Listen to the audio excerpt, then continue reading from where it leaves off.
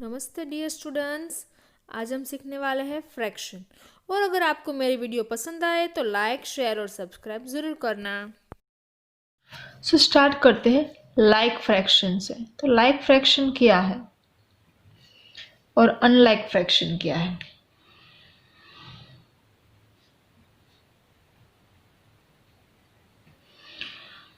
जिस नंबर में कुछ ऑब्जर्व करना आप यहाँ पे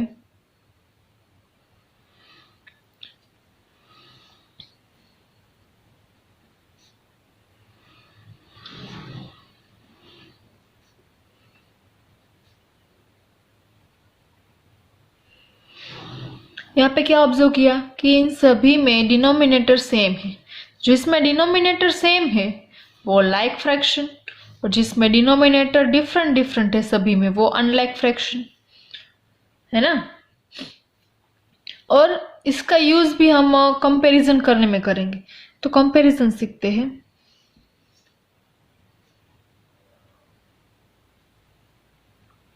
कंपैरिजन ऑफ फ्रैक्शन, उसके भी दो टाइप्स है। उसमें केस वन, फर्स्ट केस क्या है, जब उनका डिनोमिनेटर सेम हो, या फिर लाइक फ्रैक्शन को हमें करना, मतलब कि जिसके डिनोमिनेटर सेम है उसको अरेंज करना है। तो हम लिखेंगे कंपैरिजन ऑफ लाइक फ्रैक्शन। ठीक है। कुछ सीक्वेंस आपको अगर मैं दे दू यहाँ पे 1/3, 2/3, 5/3, सॉरी 11, 9/3 and 27/3, ये सीक्वेंस है मेरे पास। क्यों? क्योंकि हमें यहाँ पे लाइक फ्रैक्शन कंपेयर करने हैं, तो यहाँ पे लाइक ही दिए गए हैं। अभी क्या करना है, लाइक फ्रैक्शन है, सबका डिनोमिनेटर तो सेम ही है, तो क्या कर दो, उसके जो न्यूमरेटर्स है, न्यूमरेटर मतलब कि बेसिक है, ये बहुत पहले सिखाया हो, वापस से मैं रिपीट कर रही हूँ। न्यूमरेटर मतलब कि ऊपर वाले नंबर, डिनोमिनेटर मतलब कि ये बॉटम लाइन के नीचे के वाले नंबर्स। अब न्यूमरेटर को अरेंज करना है, तो अगर आपको बोला है कि अरेंज इन असेंडिंग ऑर्डर, तो इन सबको आपको असेंडिंग ऑर्डर में लिखनी। तो लिखते हैं असेंडिंग में 2, फिर 5, 9, 11 एंड 27, इन सबको अरेंज कर दिया। सबका डिनोमिनेटर दे दो सबको, हो गया। तो हमने क्या कर दिया, इन सबको अरेंज। अब जब बात आती है अनलाइक फ्रैक्शन की, लाइक फ्रैक्शन है तो इजी ही है कि सिर्फ न्यूमरेटर चेक करने हैं। अनलाइक फ्रैक्शन कंपेयर करना है तो कैसे करेंगे, कंपैरिजन ऑफ अनलाइक फ्रैक्शन। ठीक है। इसमें आपको मैं पहले कोई भी दो दो देती हूँ आपको, 1/3 और 1/4, इन दोनों को कंपेयर करना है। सॉरी, और नहीं, यहाँ पे एंड आएगा।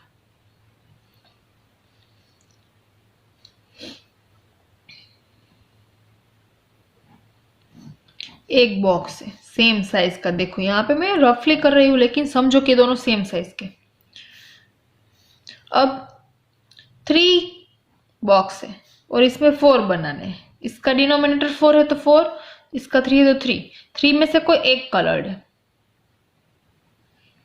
समझ लो कि ये कलर्ड है। 4 में से एक कलर्ड है। अब बताओ कौन बड़ा और कौन छोटा। ये वाला फ्रैक्शन बड़ा हुआ ना, क्या हुआ, 1/3 इज ग्रेटर देन द 1/4।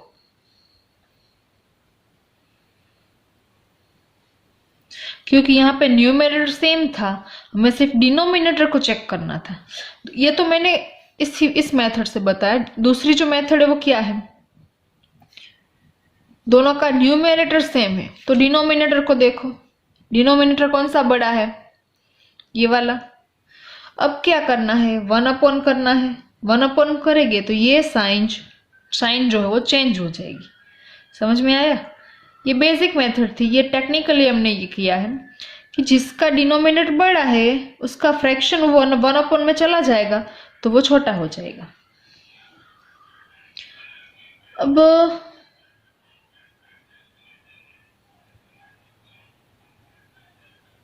जब दो फ्रैक्शन हो पूरी तरीके से अनलाइक हो, यहाँ पे अनलाइक थे लेकिन उसका जो न्यूमरेटर था वो क्या था, सेम था।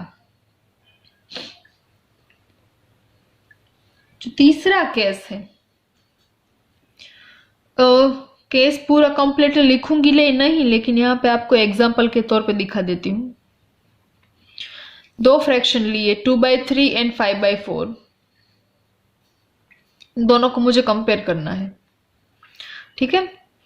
तो पहले यहाँ पे डिनोमिनेटर दोनों के डिफरेंट है, डिनोमिनेटर मुझे सेम करने पड़ेंगे। क्या करना पड़ेगा, डिनोमिनेटर सेम, तो इन दोनों का एलसीएम ले लो।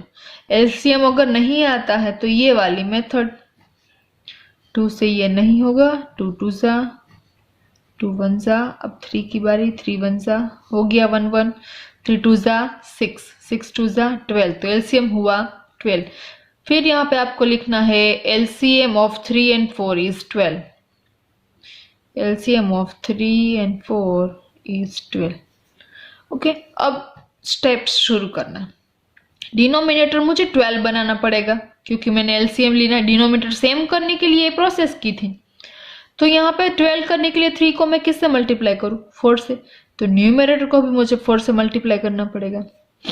अब यहाँ पे 4 है डिनोमिनेटर में, वहां पे 12 बनाने के लिए इसको 3 से मल्टीप्लाई, तो ऊपर भी 3 से मल्टीप्लाई, और 4 2 जा 8, 4 3 जा 12, 5 3 जा 15 और 4 3 जा 12।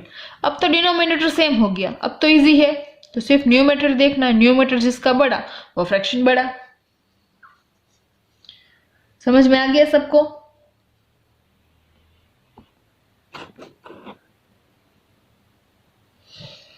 चलो यहाँ पे ये एग्जांपल नंबर 22 देखो। Look at the following figure, right less than greater than or equal between the given pairs of the fraction. यहाँ पे कुछ पेयर्स आपको दी गई है, वहां पे अप्रोप्रिएट साइन पुट आउट करनी है।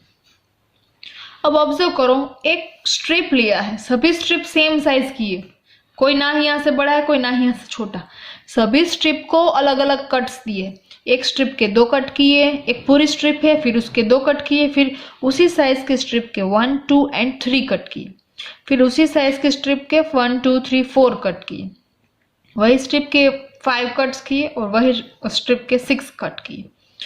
अब देखो यहाँ पे सभी स्ट्रिप के कट के आगे नंबर भी लगा दिए, ये फर्स्ट कट मतलब कि 5 में से फर्स्ट कट मतलब 1/5, 5 में से 2 कट मतलब 2/5, ऐसे ही ऑनवर्ड्स।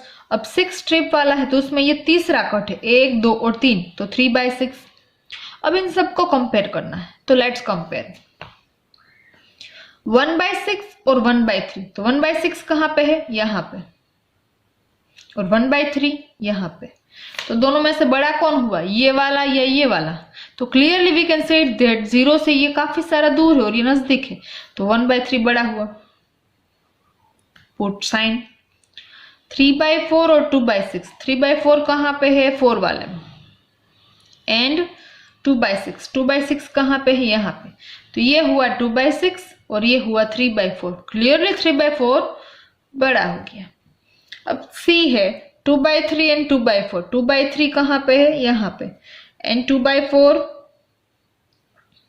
कहाँ गया, ये रहा, 2/4 और 2/3, तो कौन बड़ा है, 2/3, यहाँ पे 2/3 बड़ा हो गया। अब मस्त क्वेश्चन है, 6/6 एंड 3/3, 6/6 कहाँ पे आएगा, यहाँ पे, 3/3 कहाँ पे आएगा, यहाँ पे, तो ये तो दोनों ही सेम लग रहे हैं मुझे, यहाँ पे 3/3 है, यहाँ पे 6/6 है, दोनों ही सेम है, तो यहाँ पे हो गया इक्वल।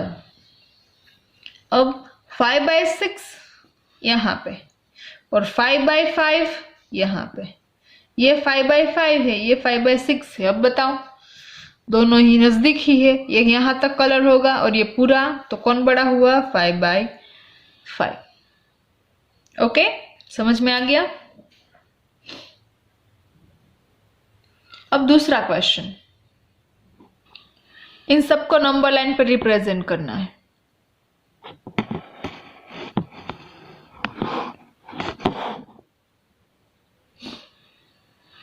अब मुझे ये बताओ कि कैसे करें। डिनोमिनेटर सबका 6 है। ऑलवेज याद रखना, कोई भी फ्रैक्शन नंबर 0 और 1 या फिर माइनस अगर है तो 0 और -1 के बीच में आएगा, उसके बीच में ही सारे आएंगे। अब देखो 6 पार्ट करने हैं, कितने 6 तो कर देती हूं यहाँ पे 2 पार्ट्स, 2 पार्ट हुए ना, इक्वल करना है, जितना हो सके ट्राई करो इक्वल होने की। अब ये हो गया 0/6, ये 1/6, 6 पार्ट किए हैं पहले वो देखना, ये 2/6, ये 3/6, 4/6, 5/6 और ये हो गया 6/6 मतलब कि 1। अब इन सबको यहाँ पे दिया गया है, नंबर भी हमने लिख दिए। अब कुछ नंबर्स कंपेयर करने हैं, वो आपको मुझे बताना है। 8/6 और 1/6। अब देखो 8/6 कहाँ पे आ गया, ये 6/6 है, उसके बाद नंबर लाइन कैसे होगी वो ये मैं बताती हूँ। 6/6 अब 1 के बाद अब यहाँ पे नंबर लाइन खत्म नहीं होती क्योंकि हमें 8/6 भी चाहिए, वो मैं भूल गई थी। 6/6 के बाद आएगा 7/6 एंड 8/6। ये 1 के बाद वाला नंबर है, 1 के बाद ये दोनों नंबर्स आएंगे क्योंकि 6/6 पे तो 1 खत्म हो जाता है। प्रोबेबिलिटी क्या याद रखना है, 0 और 1 के बीच में जितने डिनोमिनेटर उतने कट लगाने हैं बस, फिर उसके बाद आएंगे। अब 8/6 यहाँ पे, तो मुझे बताओ 1/6 बड़ा है या 6/6? जैसे ही हम राइट साइड पे जाते हैं नंबर लाइन में, राइट साइड वाले नंबर बड़े होते हैं, तो 1/6 और 8/6 में राइट साइड कौन है? 8/6, तो 8/6 बड़ा हो गया। अब 3/6 और 0 में मुझे आप बताओ कौन बड़ा है? ये 0 और ये 3/6 कौन बड़ा हुआ? 3/6 क्योंकि वो राइट साइड है। अब दूसरे नंबर से 1/6 एंड 6/6, इन दोनों में कौन बड़ा? 1/6 यहाँ पे है, 6/6 यहाँ पे है, तो जो राइट साइड है वो बड़ा। 7/6 एंड 3/6, ये 3/6 और ये 7/6 नंबर लाइन की इधर और ये इसके बाद कंटिन्यूसली है, तो 7/6 राइट साइड मतलब बड़ा। अब आपको स्टैंडर्ड फॉर्म या फिर सिंपलेस्ट फॉर्म कैसे लाना है वो बताती हूँ।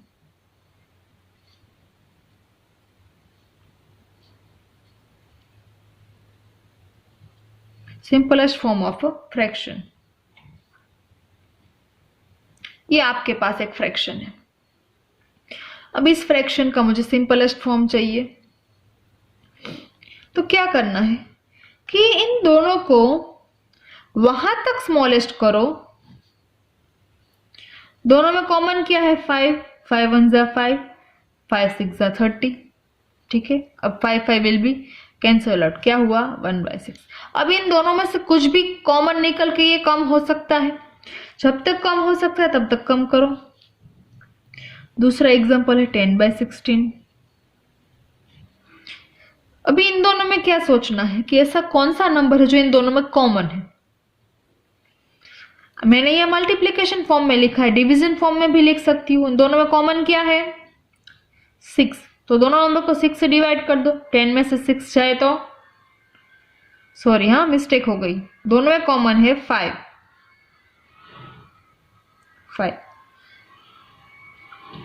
10 में से 5 जाए तो 2 और 16 में से 5 जाए तो 12, ठीक है। अब मुझे ये मिला, अब इन दोनों में भी कुछ कॉमन है, बताओ चलो। 2 कॉमन है दोनों में, डिवीजन के फॉर्म में दिखा रही हूँ, मल्टीप्लिकेशन के फॉर्म में लिख सकते हो। आपने यहाँ पे टेबल के फॉर्म में लिखा तो यहाँ पे 30 नहीं, लेकिन दोनों का मल्टीप्लिकेशन होकर 30 बन रहा है, समझ में आ रहा है। और यहाँ पे मैंने यही दोनों नंबर का यूज किया और उन दोनों में जो कॉमन है उससे डिवाइड कर दिया। अब ये मिला, उसमें से जो कॉमन है उसको भी डिवाइड किया, तो 12 divide by 2, 2 divide by 2 1 and 12 divide by 2 6, ये हो गया कॉमन। समझ में आ रहा है। अब देखो एक एग्जांपल दे रही हूँ, 27 एंड 18। 27 और 18 के बीच में कॉमन है कुछ, तो याद करो कि कौन से टेबल में ये दोनों नंबर आते हैं। मुझे याद है दोनों 3 के टेबल में आते हैं। 3 से डिवाइड कर दो। 27 डिवाइड बाई 3 9, क्योंकि 3 9 जा 27 और 3 6 जा 8।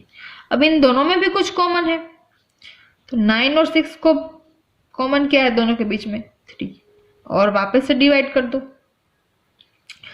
9 डिवाइड बाई 3 3 और 6 डिवाइड बाई 3 2। अब इनमें से कुछ कॉमन नहीं हो सकता, तो ये हो गया मेरा simplest form. Arrange in ascending order, इन सबको असेंडिंग ऑर्डर में अरेंज करना है। सबसे पहले दिए गए नंबर्स को ऑब्जर्व करो, तो ये सारे नंबर्स जो है उसमें कुछ भी मुझे डिनोमिनेटर ना ही न्यूमरेटर कुछ भी कॉमन नहीं दिख रहा।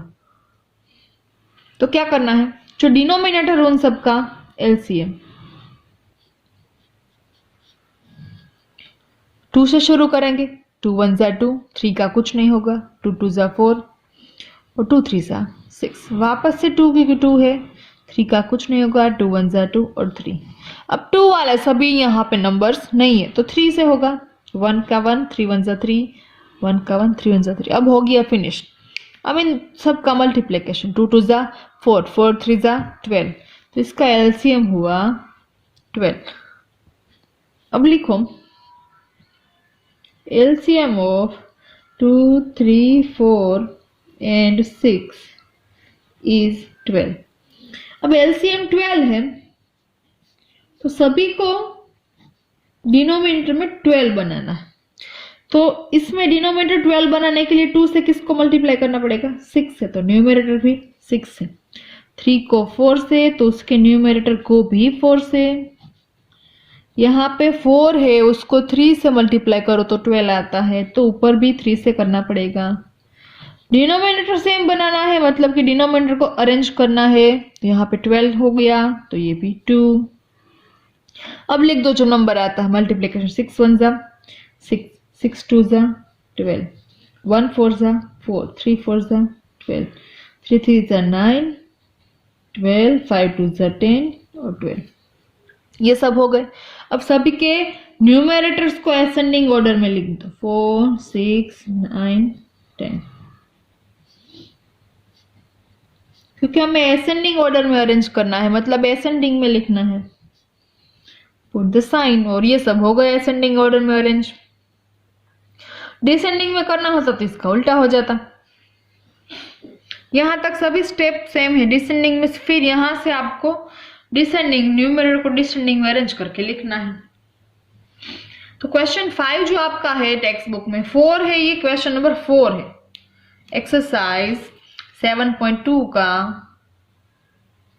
क्वेश्चन 4 है। क्वेश्चन 5 आपको होमवर्क में करना है और 6 में अभी आपको करवा रही हूं। तो 6 क्या है देखो। In one section of a class having 45 students, class के एक सेक्शन में 45 स्टूडेंट्स है टोटल, उसमें से 15 गर्ल्स है।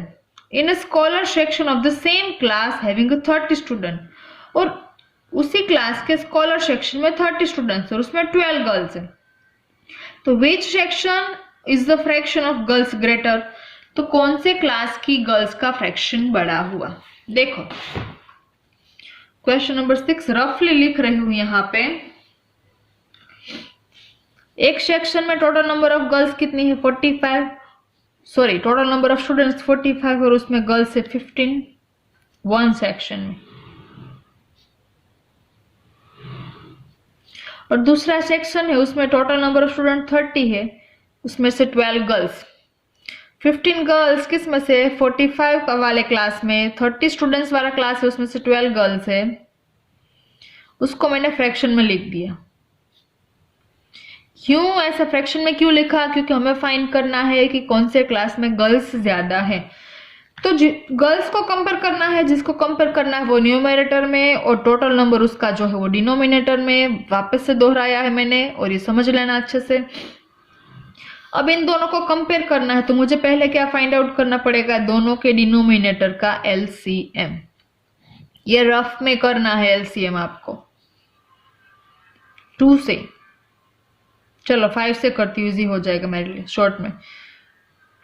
9 5 जा 45, 6 5 जा 30, अब 3 से 3 3 जा 9, 3 2 जा 6, 3 1 जा 3, 2 1 जा 2 और 1 फिनिश। सबका मल्टीप्लिकेशन 5 3 जा 15, 15 3 जा 13, 13 2 जा 16। तो लिखो LCM of 45 and 30 is 1 second 5 3 जा 15, 15 3 जा 45, 45 2 जा 90। सॉरी हाँ, LCM आपका 90 होगा। मुझे थोड़ा सा गलत लगा, वापस से चेक किया। अब दोनों के फ्रैक्शन को पहले लिख लो।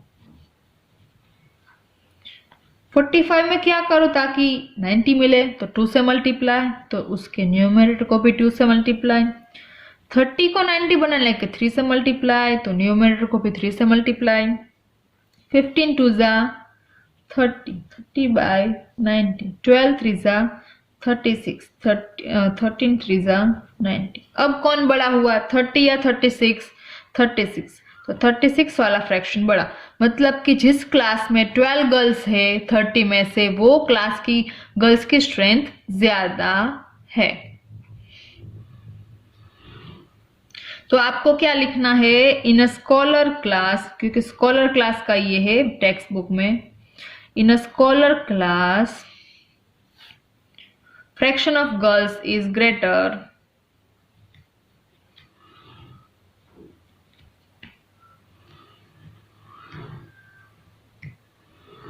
ओके। ये पूरा आपका क्वेश्चन हो गया। Deepak's monthly salary is 12,000 rupees. He spent half of his salary on food and house rent. उसकी आधी सैलरी खाने में और हाउस रेंट में चली जाती है। 1/3 ऑफ हिज रिमेनिंग सैलरी, और उसकी जो बाकी रह गई इसमें से सैलरी, उसमें से 1/3 पार्ट वो हाउस होल्ड एक्सपेंसेस में डाल देता है, मतलब कि बाकी घर के खर्चे में। तो how much money does he spend on house hold items? सबसे पहले क्वेश्चन में दिया गया है वो क्या है, उसकी सैलरी 12,000 रुपीज है, उसमें से आधी salary, half of the salary, salary का आधा पार्ट खाने में और घर के रेंट पे चला जाता है, मतलब किराए के घर पे, और 1/3 पार्ट जो बाकी रह गई सैलरी, इसमें से जो बाकी रह गई उसमें से 1/3 पार्ट ऑफ सैलरी वो हाउस होल्ड एक्सपेंसेस में डाल देता है। तो इसको सॉल्व करते हैं। देखो, दीपक्स मंथली सैलरी 12,000 और हाफ ऑफ सैलरी वो हाउस रेंट में डाल देता, तो 12,000 का हाफ पार्ट, मतलब कि 12,000 को 2 से डिवाइड करना पड़ेगा, तो 2 6 12, तो हमारा आंसर हो गया रुपीज 6,000 रुपीज उसके हाउस होल्ड में चले गए। किस में से? 12,000 में से। तो बाकी कितने रहे? तो 12,000 में से 6,000 उसने हाउस होल्ड में खर्च कर दिए, तो बाकी कितने रह गए? 12 में से 6 जाए तो 6,000 रुपीज रिमेनिंग। अभी बाकी कितने हैं? 6,000। ये रिमेनिंग क्यों चेक किया? क्योंकि उसके अकॉर्डिंग ही हमें हाउस होल्ड पता चलेगा कि जो बाकी सैलरी है उसकी, उसमें से 1/3 पार्ट हमें हाउस होल्ड एक्सपेंसेस काउंट करना है। तो चलो 6,000 का 1/3 करना पड़ेगा, क्योंकि 6,000 उसकी रिमेनिंग सैलरी है, उसका 1/3 पार्ट वो हाउस होल्ड में चला जाता है। किसमें? हाउस होल्ड में। तो क्या हो गया? 6,000 1 जा 6,000 डिवाइड बाई 3, तो 3 2 जा 6। तो कितने बाकी रह गए पैसे? सॉरी, कितने पैसे उसने हाउस होल्ड में खर्च किए? तो 2,000 rupees he spent on house hold items. अब हमें, अगर ये तो क्वेश्चन में इतना ही था, लेकिन अगर हमें जानना है कि उसके पास कितने बाकी रहे, तो 12,000 में से 6 उसने रेंट पे दिए, तो 6 बाकी रह गए। अब 6 थे, उसमें से 2,000 निकल गए, 6,000 में से 2,000 निकल गए, तो बाकी कितने रह गए? 4,000 उसके पास सैलरी बाकी रहती है। उसने 6000 रेंट दिया, बाकी 6000 थे, उसमें से 2000 उसने हाउस होल्ड किया और जो बाकी थे उसमें से 4000 उसके पास रह गए। आज का आपका होमवर्क जो है वो एक्सरसाइज 7.2 कंप्लीट करना है पूरी की पूरी।